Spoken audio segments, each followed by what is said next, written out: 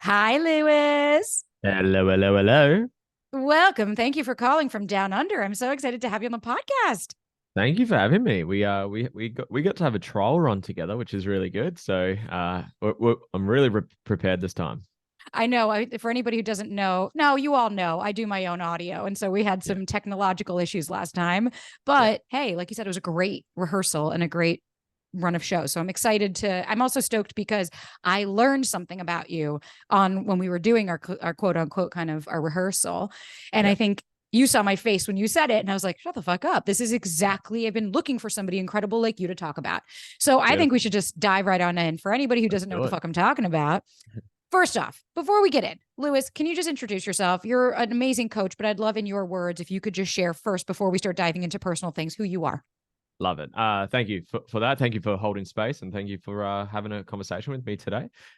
Look, I'm a mindset coach. I help people discover their true, authentic self and reach their full potential in business, relationships, personal, any area of life. I love the quote that a rising tide raises all boats. So as you become the most authentic, best, fullest expression of you, everything gets better. And obviously we're probably going to speak about relationships today, which is something I love because I truly believe relationship magnifies the work you haven't done yet. And that's where with the right tools and awareness and consciousness, you can actually grow more in a relationship more than anywhere fucking else. So yeah, that's kind of a nutshell of it. But yeah, we can go anywhere you want to go with that. I know, boy, will we ever, because I think part of what is so important for us to talk about is healing and relationships and like what does that look like realistically. So I'm excited, and for everybody as excited as me, I love your quotes that you just will randomly throw in, and so Awesome. I'm Yeah. excited for how many more we're going to get. Beautiful. So I want to start off. So what I was kind of talking about earlier, which is neurodivergent dating. And last time you let me know something vulnerable about yourself, that you are on the spectrum. And I would Yeah. love to know, just in general, how has that affected your relationships? Because I do get so many messages from people saying it feels very different. I don't know what to do. I don't know how to date. And I would just love to hear how you navigated the waters with that. Beautiful. Yeah, and something that I hope I get across in my work is I'm very authentic. I'm very best I can, very vulnerable. So, yeah, like I got diagnosed with Asperger's, ADHD, and autism. Autism's a very common, I guess, quote trait of Asperger's. It's on the spectrum. So I had a lot of challenges with communication, with relationships, not just intimate relationships, but friendships. So friendships was a big pain point for me. So I guess without going down the rabbit hole, I have done podcasts. I've got my own podcast, which I've had the pleasure of having you on as well. And I've gone deep into like an hour plus of like ADHD, Asperger's, autism, and all that stuff. So I guess the summary version of that is I don't see it as a downgrade. I see it as an upgrade. I just see like it's everything in life has polarity. It has ups and downs to it. Like masculine energy has ups and downs, feminine energy has ups and downs. So like ADHD, to just touch on that, like my definition is it's someone with a high level of energy and a high sensitivity to boredom. So you won't do shit. You'll struggle, quote, struggle to do things you're fucking not interested in, but you'll be hyper focused in the shit you love. And a big benefit of that, if you want to be successful in anything, business, health, sports, relationships, it requires a lot of fucking energy and focus. So that's just ADHD. The way I sort of view Asperger's is you just see things differently from others. And by definition of that, you'll see things that people don't see. So you can do things that people don't do. So you can have things that people can't have. So it's definitely a blessing and a curse. It served me in a lot of areas. I had a lot of challenges in a lot of areas. To sort of bring this background to sort of the dating scene, I was a quote socially awkward because of the a gift that I had because I a downside to me is I don't get humor very well. So like it's sort of like those sort of social cues and so social cues is the best way to say it, and I just didn't really understand it. So I had pain around making friends, and to throw me into the deep end, I went to 5 different schools growing up, so it was like fucking torture. I remember I cried every single day of my first day of each school, the last one being year 6. So I cried first day of school in year 6, so I think it was what 11 years old, give or take, back then. And yeah, it was challenging, but it's the benefit of that is it's forged me into the communicator I am. It's given me the pain to go sort it out. Greater the pain, greater the purpose, greater the wound, greater the wisdom. So yes, it was painful, but it's gifted me with the I see trauma or pain as seeds that are planted, once healed, sprout. So that's where the inner work comes into it. Like a wound, until you heal, it triggers you. But once it's healed, it gives you strength. And that's where purpose is pain, wounds are wisdom. So to wrap that into the relationship, I struggled. I'm still getting better at this as well. Breaking the ice was always challenging for me, to actually go up and spark up a conversation. But because of the gift of Asperger's, I'm very good at talking about things I'm very passionate about. So if you get me onto coaching, which is essentially what we're doing today, I'll fucking talk to the cows to come home. But it's also equipped me with a fucking ninja-like, surgeon-like ability of asking questions, because I hated, in quotations, awkward silences, because that was a big pain point for me. I'm very good at like keeping the conversation going by asking questions. And whenever you meet someone, people love talking about themselves. I can ask a fuckload of questions. Hence, I have a podcast, and that's a good trait of that. Is I love asking questions. It's funny. I went and caught up with a friend of mine that we just connected through social media. We went and did a gym session together, and she actually has a brother who has Asperger's, and she was actually quite conscious of what I was doing. And this was only like a week ago, and we were just talking, and there was a bit of a gap, and I asked a question really quickly, and she said, "You asked that to break the awkward silence, didn't you?" I was like, "Fuck, she knows." I was like, "She's aware, she's got me."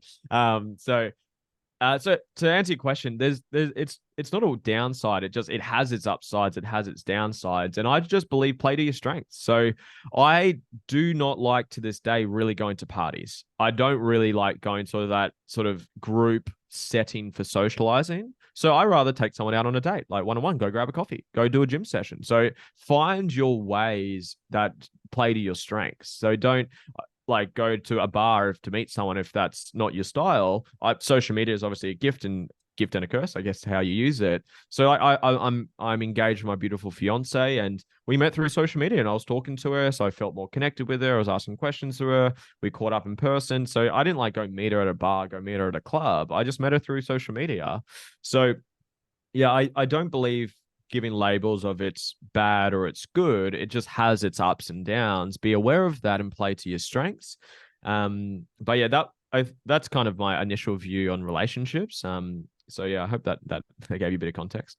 Yeah, no, and what you said at the beginning of like, you are very authentic, you are very real. So it's like, that's why I resonate with you, is because that takes a lot to share that. So thank you for sharing this, some vulnerability about things. And what I love is that you don't take victim mode. That's, I think, what I love the most, is as I'm hearing you speak, there's no woe is me. There's no here's so many challenges, because it's like, listen, I know my brother is incredibly high functioning ADHD. So I 100% understand what you mean by you will have the energy and attention to talk about things you're passionate about. And I see like his eyes light up when we start talking about certain things. And it's like, you got him. Like, he's on the hook. He's paying attention. His eyes are with you. And then when he doesn't really give a shit about the topic, it's like he's everywhere and all. So to me, that's literally, it's my family. So of course I started to understand it. And I understood when he was dating, like, he's now 40, like he just got a girlfriend. He's had girlfriends before, but I'm saying, he was single for a while. I knew for a long time, I didn't think it was necessarily like a bad thing. All I ever saw this as was, your pool is a little smaller. It's just going to be a slightly different personality type. Candidly speaking, same for me. I haven't been diagnosed about or anything, probably should be at this point, Right. but nonetheless, I still know, like, I hate going to parties too. I'm with you. And it's like, I'm with you on wherever you fall, have strength in that, because I get often, I'll put something of like, when you're on a first date, something that's really important to look at is eye contact. And the amount of people that'll be like, that's not fair. I have ADHD. It's different for me. And it's like, well, I get what you're saying, but I also don't think that you should put yourself in a separate category of, well, this doesn't apply to me, because I'd be curious, like, have you had that experience? Well, is it something to where, obviously I know there's degrees to it, of course, depending on how severe it is. But was it something to you that was like crippling? Because obviously we have a partner, so it had to have been something that you were able to overcome. Because before we kind of move on to other meat and potatoes that I'm excited to talk to you about, I think even if you just have any maybe advice or something that you could offer to people if they're struggling on like how to connect with people or when to talk about it, or do you talk about it, whatever you can offer, because obviously you have a partner now, so you were able to figure that out. And I would love to know, I know you said social media helped you, but beyond that, once you guys got in person. Yeah, like it's just so I can understand the question. So how to, I guess, navigate like sort of after meeting up the relationship. Is that what you're saying? I would think like the relationship, but also even the conversation around like, did you, when you met your partner, did you tell her off the bat? Was this something that, you know, you guys discussed? Like for, I think for a lot of people that might have ADHD or autism, they don't know if they should even tell somebody. So I Yeah. was kind of seeing with you how you would navigate it around that to be able to create a beautiful relationship. Oh, beautiful. Like, I guess my personal experience, I didn't bring it up. I didn't like, hey, this is quote who I am and this is what I have. Oh, just by the way, before we get together, just wanted to let you know. So I didn't have that because I think like I think one thing that came to mind as you were talking is like you said, people like say, well, I have ADHD. You don't understand. I can't make eye contact. It's different for me. And I get that. And I understand that. And I resonate with that. But where's the line between something that has truth to it versus something that's a limitation? And that's a good question. I don't have the answer to that question because where is the answer between like, look, I'm just not that great at maths, I'm stronger at English versus giving yourself a limiting belief that I'm not good at maths, because then you make that true, right? So it's a good question of like, well, where's the line between this is my nature versus this is a limitation that I'm enforcing on myself? And I don't have the answer to that question. I always like to lean towards the empowered option. Well, I get it. This might not be naturally a strength of mine, but I'm not going to give myself that limitation that I can't do this because of this. It's like I'm saying you're broken versus I'm healing. Like there's truth. It's still the same answer, but it's an empowered frame that you put on it. So I would be conscious of just those things like, oh, I can't do this because of this. It's like, okay, well, this is something I'm working on because of the way that I am and the way that I'm wired. So it's just that's just sort of something that came to mind as you were talking. I think if you feel drawn to tell them, like tell them. Like I think I can't even remember when we discussed it. I don't even know if we did. I think it was just in passing. Like, so tell me about your upbringing. Tell me what you're into. I'm not sure. My partner even she says, look, I think she's actually quite similar to you. So she's like kind of undiagnosed ADHD because she has a lot of tendencies and traits to it. And it's like I said, I just think it's someone with a high amount of fucking energy who likes to do what they want. So yeah, I don't have any sort of like strategies for like, hey, when's the right time to tell them? If it's something that's on your mind, then whatever you resist will persist. So make sure you do bring it up. Just say, hey, look, can I just be vulnerable and share with you? This is something that I've feeling drawn to let you know about. But yeah, like I can't remember the time we actually spoke about it. I think I'd done videos on it, so maybe she found out. And obviously, not everyone makes videos on their shit, but it's maybe so. It's yeah, just bring it up if you're drawn to bring it up. But if it's like I can't see if I went my whole relationship, we've been together almost 4 years now. Like if would our relationship be different if I didn't tell her? I can't see why it would, because it wouldn't change who I am. Like she would have experienced who I am regardless if I told her or not. If I was judging myself for not saying it, again, that's a different story because that's creating self judgment, that's creating resentment, that's creating friction in yourself, and energetically you'll pass that on to your partner so they'll feel it. So if you're drawn to tell them, let them know, but I would go deeper to like, okay, well, is there judgment towards it from you? Are you judging yourself for having whatever it is you believe that you have? And I would dissolve that first, so then it comes from a place of love and acceptance. So yeah, I don't really have a strategy for like letting them know. Bring it up whenever you're drawn to. If you feel drawn to say it, say it. If there's any judgment for having it, I would address that first and address the judgment you have on self, because that's self-depreciation, that's lowering self-worth, that's beating yourself up, and that's a whole can of worms just there. And then yeah, whenever it feels right, just let them know. That's what I would say. Yeah, 100%. I think to me, I've always advised like if you don't have an actual handicap of like, hey, okay, you want to go on a hike? Oh, I can't walk. It's like that's something that you should tell people prior, because it's like, oh yeah, that could change a lot. But like I have a lot of people ask too, like, oh, when did you tell tech guy that you had anxious attachment? I was like, I didn't. I don't need to Yeah. self-identify and pigeonhole myself. And I was like, because just because I might have anxiety, spoiler alert, he found out date one. Like he knew, because he's not a fucking idiot. He could sense the way I was. But I was like, but the thing was, I didn't want to self-identify because, which will segue kind of into the rest of our conversation of like triggers and traumas and things.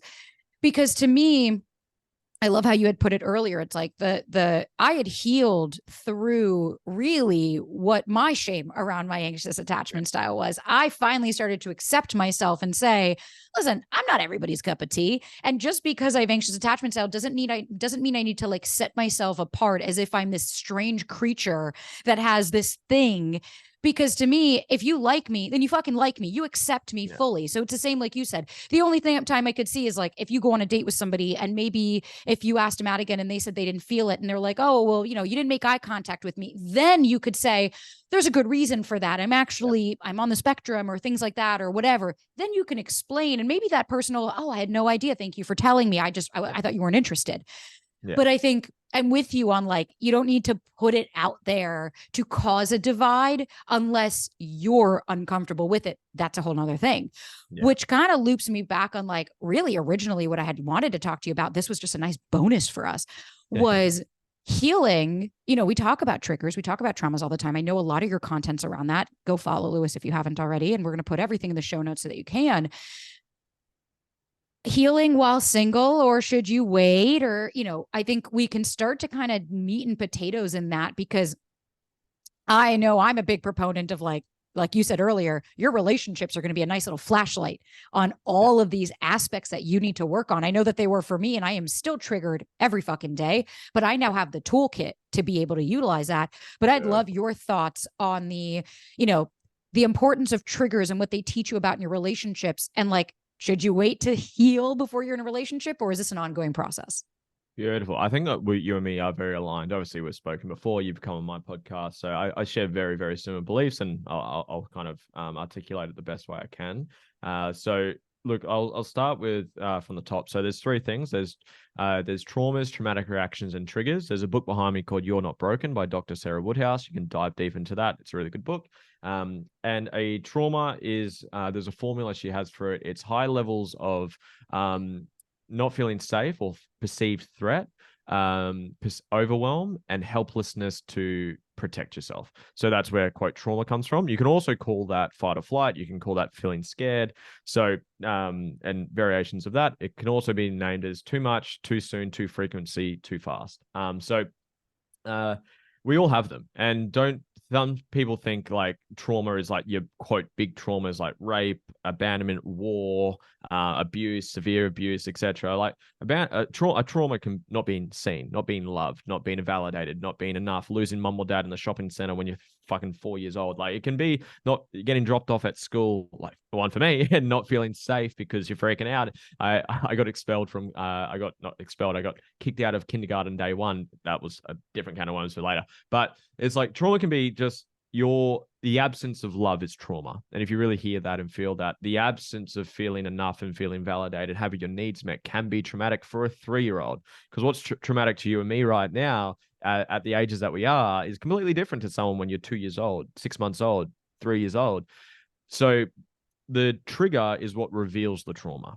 So I say triggers are your gifts, because triggers reveal the trauma. And then, like you alluded to, when you've got the toolkit, the awareness, the consciousness, and the ability to go do the work, hence the name of the podcast, I love it, is then you can heal through it. And the magnifying glass is your partner, where they actually reveal more of those wounds than anywhere else. So they give you more awareness than anywhere else. So you can do more healing than anywhere else.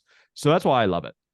And to answer the second part to your question is, should we heal first before a relationship? I've had that question a couple of times. So this is my answer to it is, you quote need to in quotations, because need is me projecting my values, but you quote need to get to a point where you are self-aware enough that you have work to do and you take ownership of doing the work. If you can just get to that point, then I believe you're ready for a relationship. Because let's run a scenario where you're not. You and me are dating right now, and you trigger me. And I go into my wounds, I get in there, I say some things I don't mean. When you're triggered, you regress back to the version you were when the trauma happened. So that's why you literally throw a tantrum, regress, etc., because you're literally being that younger version of yourself. So say I do that and I say some nasty things and I'm in my wounds, and then the dust settles. If I then don't go heal through that, then that same trauma will get triggered again. But then you've got the built up resentment and pain and negative energy from the first one. It then builds and stacks and builds that pressure up again. and then again, and then again, and eventually you have this big fucking explosion where you probably leave the partner, do something really bad, etc. So you're going to destroy that relationship. But what if let's run that scenario again. You trigger me, I go into my wounds. When you're in your wound, do your best to just regulate and just sort of like damage control. Try not to say things you don't mean to the best of your ability. But once the dust settles, I've now got the awareness because I've done the work and I know how to heal. I go do my work, and there's so many ways to do that. Meditation, journaling. I have my process of doing it. Get a spiritual healer, a fucking plant medicine ceremony, a therapist, a breathwork session. There's so many fucking ways to do it, right? But say I go then heal that trigger or the trauma that was getting triggered, then that won't get triggered anymore. But you'll have another one because we've got fucking thousands of them to heal through. And then the next one comes up. And then same thing, get triggered, you go through the event and then you go heal through it. Then that one's healed. And that's where the healing journey is so beautiful. So my answer is, when are you ready for a relationship? When you're ready to do what I just said, when you're ready to take absolute ownership of your shit. Please write this one down for the guys listening, or remember this one. What someone does is their shit. How you react and respond is your shit. I could say the most hurtful fucking thing to you in the biggest, deepest insecurity that you have. If you were healed in that area, it would just bounce off you like nothing. But if it's, I love this line as well. Words only hurt to the level you believe them yourself. So if I say something that gets you, there's something there. Now, I'm not saying tolerate bullshit and put up with toxic behavior. There's a difference between being naturally, healthily triggered in a normal way, which is what happens in relationships, versus someone who's just maliciously being mean to you, being toxic to you. There's a difference, okay? So that's so that's my answer is, when you get to a level where you take ownership and you've got the awareness and the tools to do the work, I believe that's when you're ready. And you've obviously got to be with a partner who's at that same level too, because then you hold each other accountable, you support each other, you hold space, and you love unconditionally. That's how a lot of healing is actually done, is to, like you mentioned the word shame, like it's only a trauma because we judge ourselves and there's shame upon it because we weren't loved in that moment, whatever, 10, 20, 30 years ago when it happened. So being loved and held and accepted, and then again, whatever sort of processing, healing strategy and tool that you use, you go do that. That for me is, that's the measuring stick that I kind of use. 100%. I couldn't agree more with everything you said. Cause like, I always look at it as, okay, a trauma is a cue to your nervous system that a trigger is a cue to your nervous system that you're in danger. Okay. So now you're dysregulated. And that's the importance of understanding. The first thing I'll ask, what age is this coming from? What age? Because is it a response or a reaction? Because half the time it's like, also, you'll hear, oh, but I'm being abandoned. And I'm like, you're being abandoned. You went on one date with this person. Like, it can't be that every single person is about to walk out. You're not dating your mother or fucking father. On that same token, though, I kind of use the same story with Tech Guy that, like, or actually even a new fucking story, because here's the reality of it. I have never been in a healthier relationship. And I'm sure you can imagine, like, you have a fiance. So it's like, obviously you guys have a relationship that works for you. And for me, if I had stayed on, I'm going to stay single until I quote unquote heal, I would literally be single forever, because that doesn't exist. There is no such thing as you're a healed version. That's it. You're Barbie. You're perfect. Go out in the world. It's like, no, you're always going to have those Achilles heels. You're always going to have those little things that you're like, fuck, that hurts. But the difference is, do I respond or do I react? Like, my brother was coming into town, and I had told this to my boyfriend weeks prior, and we had known, and he had asked me like a couple of weeks ago, hey, are we doing anything this weekend? I said, yeah, my brother's coming into town. He goes, oh, okay. Well, me and my roommate, because we're moving in together. He's like, it's our last hoorah party. They had the whole month to do it. And he was like, we're going to do it that night. And I was like, excuse me, like the one night my brother's in town, we had this planned. And so I stopped and I said, let me just understand this correctly. My brother's coming into town. Like, I was like, did I hear this right? And you're telling me that you guys want to have a party instead. And he said, he can come if he wants to. And in that moment, talk about a trigger. I didn't feel seen, heard, or understood. I didn't feel safe anymore. All of a sudden I went into, who the fuck is this? I thought you cared about me and my family. And so I wrote to him and just said, I understand that, my brother, I get it. He's ADHD. Like, I understand he is a lot. And I get that you guys might be very different. And I was like, but that doesn't take away from the fact that this is my family and this means a lot to me. And I don't feel like you saw me. And he called me immediately. And we talked after. I had a couple of clients and I was like, I need to cool down. I said, I need to remove myself from this. I don't want to say something I'm going to regret.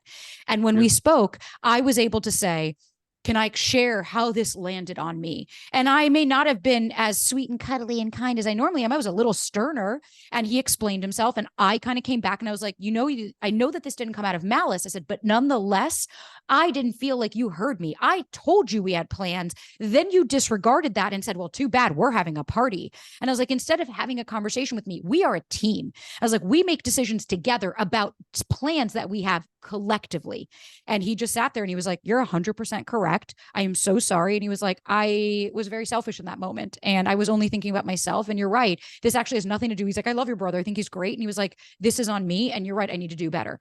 That was the example for me of like, it's not just going to always be perfect and always be amazing. Now, had it been the avoidant version of him, because he was painfully avoidant at one point, and the super anxious version of me, oh, this could have been World War III. We could have just gone to ham into pieces. But instead, because I had healed through so many things, I was able to stop and say, wait. Is there actually a tiger here? Am I being triggered beyond what there actually is? No. Okay. There was things that upset me. Great. Now I can learn how to articulate that like a fucking adult and have a conversation about it, because it doesn't mean that you're never going to get triggered, but it just means, oh, I now know how to handle this. And if you're dating and let's say you've been doing a lot of work on yourself, you start to see that guy that's emotionally unavailable, or the girl that is playing games with you hot and cold. Prior to you starting the self-awareness, like you said, you would just look at your triggers and start, I'm not good enough. What the fuck is wrong with me? I knew that they were better and I'm not worthy, and put them on the pedestal. But then when you start to work through that, that's when you say, okay, this might be triggering for me, but I've been able to process and say, wait a minute, this is something that came from childhood. I don't know this person. This is not my dad, but this is making me feel the same way that I did at that time. So instead of trying to prove it to them, like I always did to my dad, to try to get him to pay attention to me, I'm going to see little me and say that I choose her. And I'm going to walk away from situations that clearly are not leading me down the path of any kind of relationship. Yeah.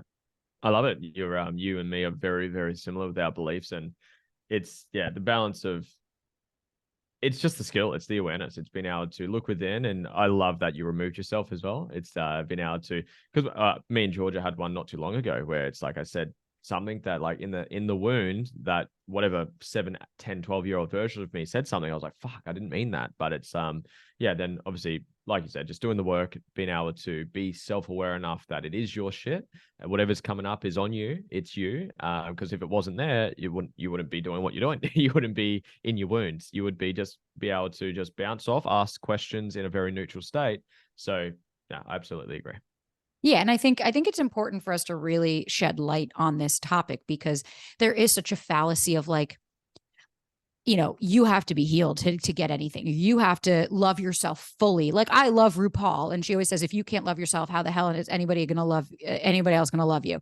And I'm with her. It's like, it's true. It's like, if you can't receive love, but sometimes I think that messaging, I love RuPaul, just to spoiler alert in case anybody's going to say that I don't. But I think that messaging can sometimes be misconstrued as, oh, well, if I'm not perfectly healed, if I don't love myself 100%, if I don't do all of these things, oh, then I'm not deserving of love. And it's like, that point, I think we just restarted the cycle, because now those core beliefs were just activated. And I am here to say firsthand, I don't know about you when you met Georgia. I know that when I met Tech Guy, by no means was I a healed version of myself. But what that relationship taught me, and the going slow and starting to challenge all of these things, was, wait a minute, what I was doing didn't work. The person I dated prior that did all the things on paper, the texting me every day and all that. But yet when shit hit the fan, when my dog was passing away and I needed somebody there, that person was nowhere to be seen. Versus, wait a minute, I have triggers coming up for me because of this new person I'm dating, but I want to get curious about them, as opposed to storm off and fucking, man, this isn't going to work. This guy's not giving me what I want. He's not texting me every day. That was a conscious decision I had to make in that moment, to say, am I going to show up differently, or am I just going to keep being in my pity party, woe is me, that it just doesn't work out? Yeah. Like to echo what you're saying, like you're never fully done. Like for anyone that believes that, show me someone who's never triggered. And if you believe that is, you're probably picturing some monk on a hill who's meditating all day and not actually confronting the reality of life. So it's like, if you're a human being who's working on you, doing life, relationships, business, career, whatever it may be, you're going to attract, this is the line I use, you attract people and circumstances to reveal the unhealed wounds that you have. So that's why what triggers you the most heals you the most. So yeah, you're never fully done. It's like I was saying before, it's just getting to the level where you have the power within you to take ownership of your whatever shows up for you, so then you can heal through it, so then you get to grow and evolve. And doing that with someone who's on that same level is so fucking powerful. Really, really powerful. It's the most beautiful practice that you could ever have. Like I think the idea of perfection, of like, I need the perfect partner. Like Masha and I, my friend, we were talking about it yesterday, that we're like, one thing, I think the biggest issue we see in dating right now, off the bat, is like, people don't want to compromise. It has to be this perfect version of everything you want. And then it's like, I'm sorry, are you perfect? You're going to tell me that you're God's gift. You don't have to do anything, but the other person has to do all of that. And even to your point, like, yeah, maybe if you're a monk and it's like, and I'm sure even a monk might be triggered being like, I don't like being silent. I grew up having to be silent. There's always going to be something. And I think it's such a fallacy to think that you're not. And I hear this all the time. I don't know if you necessarily work with people specifically on dating, but obviously that's like my wheelhouse. And I'll get so many folks that'll clap back like, this is why I stay single, better to stay single. And it's like, no, what you're doing is you're avoiding getting triggered and you're avoiding doing the work on yourself. You think, well, when I'm alone or like when I'm with my friends or just in family, I'm fine. But the second I get into a relationship or I start dating, that's it. And it's like, well, yeah, because those are the closest mimic to your child-parent dynamic. Yeah. To answer your question, I have a lot. I was saying at the start of the podcast, the work that I do is magnified in a relationship. So some people do come to me and say, hey, look, it's purely relationship. That's the biggest focus. But generally it's like business, career, growth, health, parenting, etc. But like the work that I do, the biggest mirror and magnifying glass is their relationship. And I actually had someone who was very similar to what you just said. It's like she was not connecting and opening up deep in relationships. And it's because she was protecting herself. She didn't have necessarily the belief that you said, where it's like, I'd rather stay single, fuck relationships, and I'd rather be single for the whatever. But this is a good hit home for anyone listening.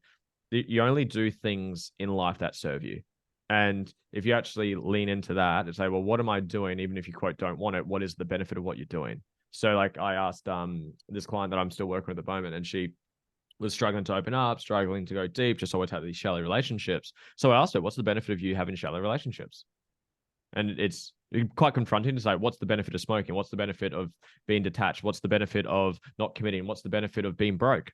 Like it's quite confronting questions, but like we got to the answer. It's like, oh, well, I'm actually protecting myself from being hurt because I've been hurt before. So it's like, wow, there's the light bulb. Great. Well, let's go back and because whatever you judge yourself for, you will do more of, because whatever you put energy into expands. So if you judge yourself for being anxious, you'll be anxious. If you judge yourself for being broke, you'll be broke. If you judge yourself for being single, you'll keep being single. So it's appreciate and give love to why are you doing what you do? What's gotten you to where you are will not get you to where you want to go. So whatever coping mechanisms or strategies or habits you've developed did serve you when you were maybe 5 years old, 10 years old, 18 years old, but it won't get you to the most embodied, empowered version of you. So you give love and gratitude to that. But then the next question was, well, where did you start this? Where did you pick up this habit? Where did you decide to start doing this? And I've been hurt in a past relationship, parents were toxic, whatever happened, go heal that. And again, use your strategies and tools to heal that. And then you will stop doing it, because you're only doing it out of, I guess, reaction or response to past hurt. Once the hurt is dissolved, then you'll stop doing it. So that just kind of came up to me when you said that. No, 100%. I heard a quote like the coping mechanisms you created in childhood will ultimately be the challenges you face in your adulthood. And it's true. It's like, yeah, when I was little and I would see my dad walking out or my parents fighting or my mom not having boundaries as a child. Yeah. Maybe acting out, trying to get attention, crying, doing all of those things, being hyper-focused on their behavior, because hyper-focus, it's like, oh, if I could anticipate when something's going to happen, I can keep myself safe. Now, in my adulthood, it's like, it's fucking me up. It hurts your relationships. And spoiler alert to anybody who thinks it's just relationships, oh boy, are you wrong. This manifests in all areas of your life. Like I didn't realize to the magnitude that it does now that I've been in scarcity and survival mode, even in my career for the last how many years, because frankly speaking, growing up, my dad would use money as control. It would be, you have it. And then he'd say, you know what? No, I'm not going to buy groceries this week. And it's like, the fuck? But that was his means of control over the family. That's how those were his coping mechanisms. I don't fault him anymore for that. But when I am doing the work now to try and learn, where did I learn this from? Like you said, to some people, they might not see that as a trauma, but as a 3-year-old seeing my mom cry or being worried or stressed or seeing that dynamic, of course you're going, I'm not safe. I'm not safe here. An egocentric age then starts to play in and you're going, oh, it must be me. It has to be me, because the little pea brain of a child can't understand that.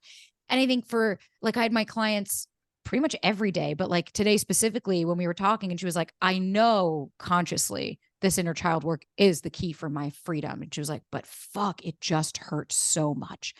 And I was like, yeah, no, absolutely. But here's the thing.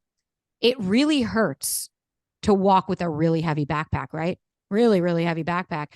But then when you just let it down, yeah, your back might still be hurting because you're adjusting, you're acclimating. Then you start to walk a little taller, and then the walk starts to change, and then and you start to see it's not about, oh, let me just move on, get over it. It's like, no, feel it, process it, live through it, do the healing on your own that you feel like. I am a big advocate. If you feel like you need to take a month, 2 months and say, I need to be alone, that's okay. Take that time to reconnect with yourself, figure out what you love, take yourself out on dates, really fucking love yourself. But then there comes a time where we got to pony up and say, okay, if my goal, if I really, really want a relationship, I heard a quote that you're going to probably love. Maybe you probably heard it, was if the goal, you don't change the goal, you change the plan. So just because if the goal is still, I want a relationship, we're humans. That's normal. That is literally what we were created to do, is co-create and breed and do all that. If that's your goal, fuck yeah. But if your plan's not working, and every time the way that you date isn't working and it's causing you this anxiety, start shifting the plan. Not, okay, well, I'm just going to stay single forever because obviously I'm never going to find what I want. Yeah, that limiting belief is going to definitely keep you in that circle for one hell of a long ride. 100%. Yeah, you gotta, change the plan. Like if it's not working, change. Like you don't get in life what you want, you get in life who you are. So if that's what you truly want, and I like that you actually start with that, because it's like, I have a lot of clients ask, like, what should I do? It's well, what the fuck do you want? It's like, and I think it's actually, I was going to bring it up earlier when you mentioned to it, how it's like, some people say, well, I don't want a relationship, blah, blah, blah, blah, blah.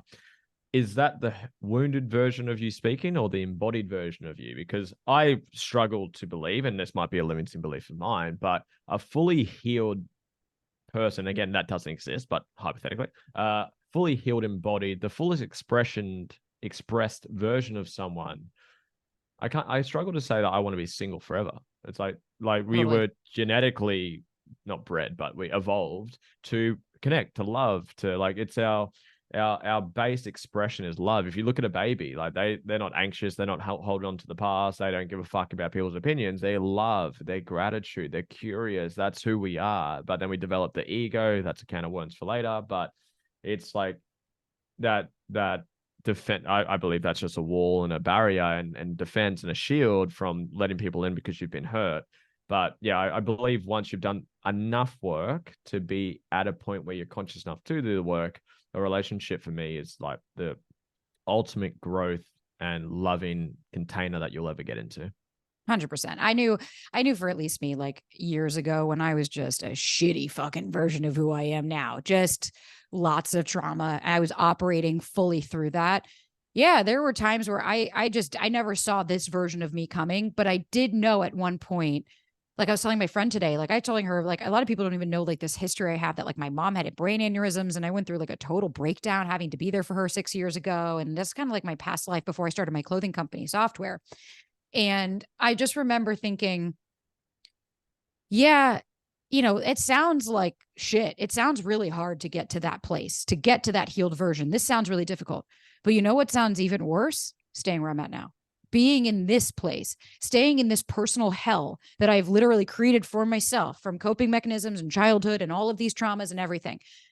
I no longer wanted that to be an excuse. I wanted it to be an explanation of like, cool, that's where all this came from. And I devote every single day time to myself to do this work on myself, even if it's in moments of catching myself, calling myself out. Like, none of us, Lewis and I, as great of coaches as we are in the entire planet, we're not in your brain. We cannot be there to be like, don't do this, don't do this. So there has to be an element of reality of growing the fuck up and being like, I got to call myself on my shit. And if you're Yeah. really dedicated and saying, you know what, I'm done. I'm sick and tired of being sick and tired. I am done with feeling this way. It might be uncomfortable. It might be difficult. It might be strange, and it might be foreign. But fuck if it's going to be hard, because you have been through hard. And if you limit your belief system to thinking that this is hard, then you're not going to do it. Mm.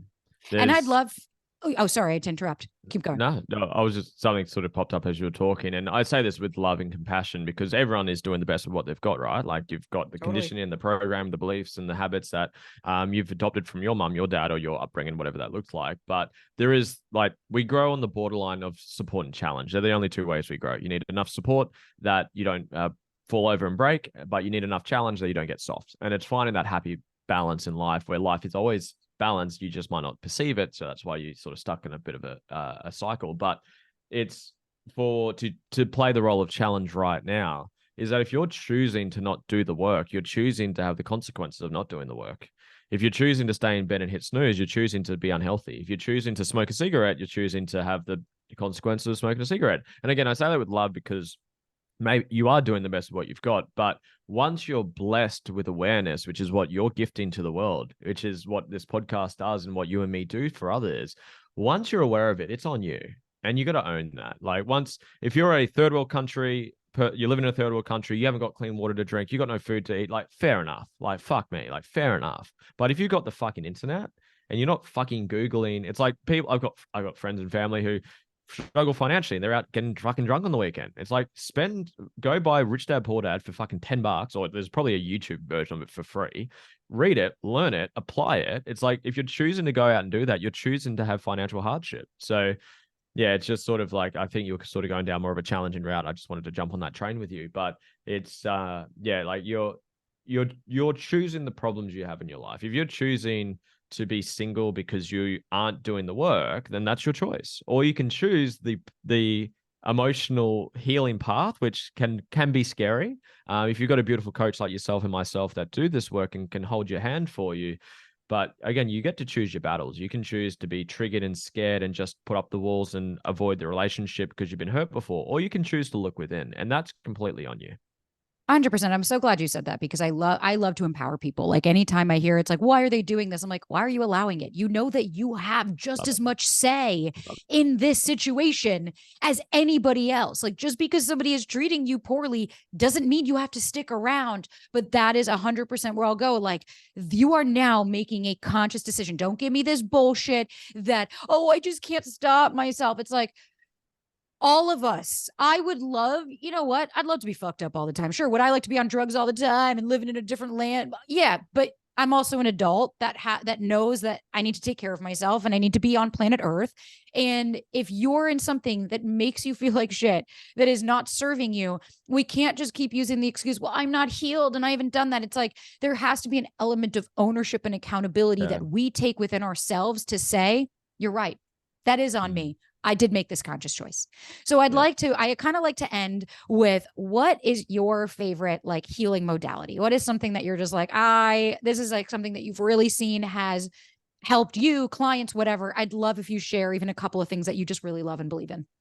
Beautiful. And there's I've kind of thrown a couple of them throughout the podcast, but my favorite one, I like processing thing. I'm a very Asperger's, analytical, black and white, physics, maths sort of person, less sort of energetics. I do like energetics, and I've actually just paid for a Reiki energy healer to sort of go down that rabbit hole. So I think we might have spoken about that last time we connected, but so I'm excited to explore that rabbit hole because it's one I haven't yet gone down too far.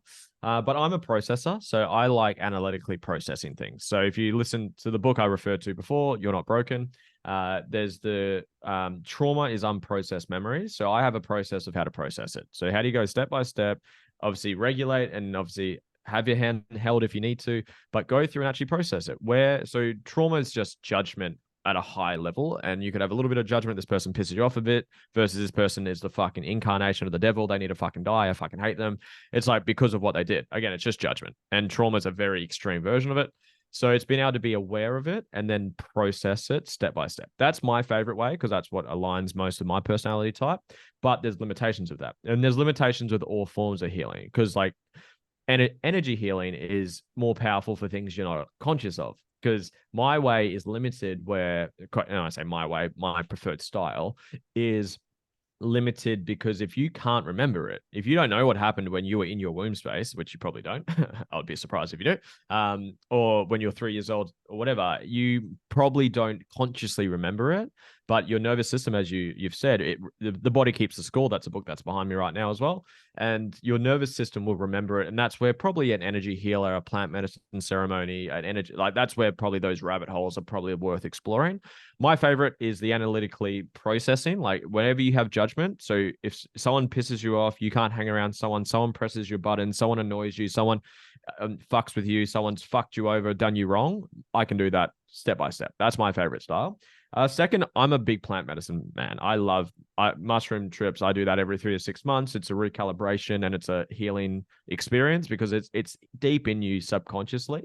And they're my favorite. They're probably the two that I do the most. Breathwork sessions. I've done a couple of really powerful healing breathwork sessions. They were really, really cool. I'm not trained in it yet. It's something I will do in the future. And I'm excited to go down the energy healing path. I can't say it's a favorite because I haven't really done it. So I'm excited to explore that way. But yeah, probably processing consciously, plant medicine, and probably breathwork would be my top 3.